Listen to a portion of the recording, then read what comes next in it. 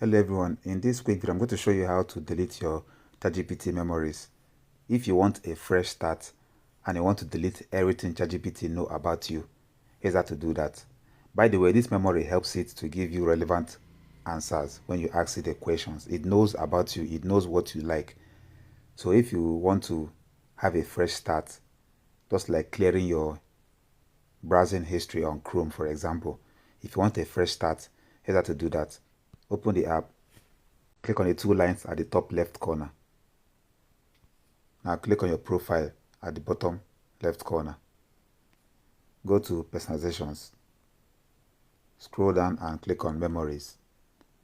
Click on manage memories. At the bottom you're going to see where it says delete all. When you click on clear memory, all your memory saved in your ChatGPT will be erased. So that's how you delete your ChatGPT memories. That's all for this video. See you guys in the next one.